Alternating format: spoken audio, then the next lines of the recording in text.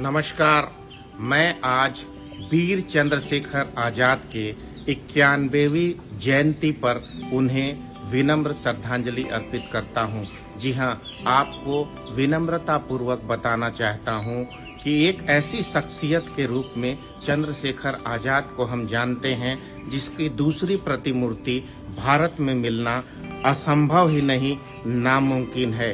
23 जुलाई 1906 ईस्वी को मध्य प्रदेश के झाबुआ जिले के भांवरा ग्राम में पंडित सीताराम तिवारी और श्रीमती जगरानी देवी के घर में उनके पुत्र के रूप में पंडित चंद्रशेखर आजाद का जन्म हुआ।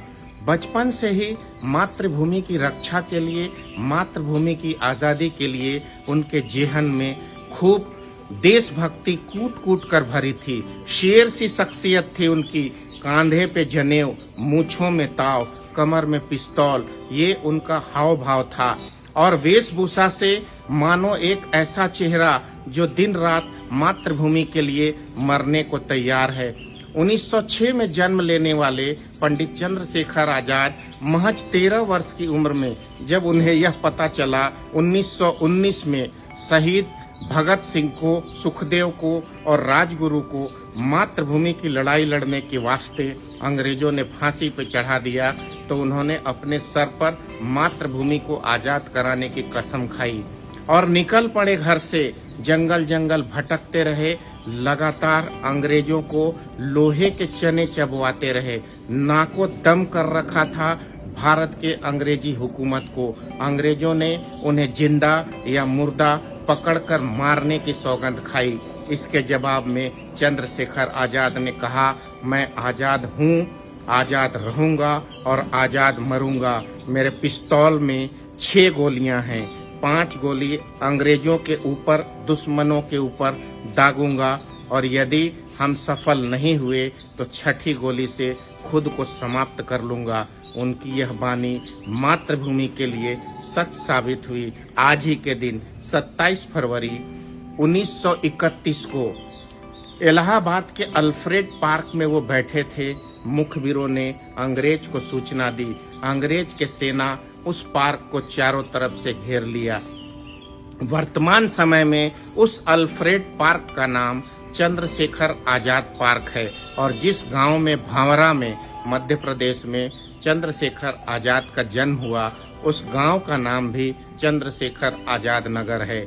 सैनिकों के हमले से बिल्कुल चिंता न किए बगैर अपने कहे हुए बात के अनुसार चंद्रशेखर आजाद ने 5 गोलियां अंग्रेज के सैनिकों पर दागी और देखा कि अब निकलने का रास्ता नहीं है।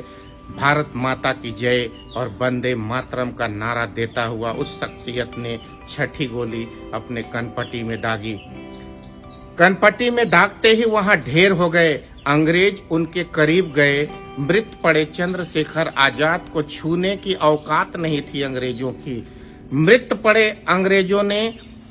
पड़े चंद्रशेखर आजाद के शरीर पर गोलियां दाग कर देखा कि क्या यह सचमुच में मर चुका है। ये उनकी शख्सियत थी।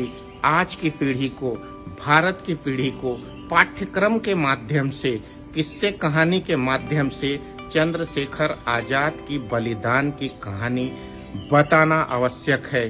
तभी देश महफूज होगा और देशभक्ति के जज्बे से सराबोर होगा। चंद्रशेखर आजाद 91 साल हो गए बलिदान हुए, पर उनके किस्से और कहानी को सुनकर ऐसा लगता है, हे मातृभूमि, ऐसे शख्सियत को पृथ्वी पर बारंबार जन्म देना।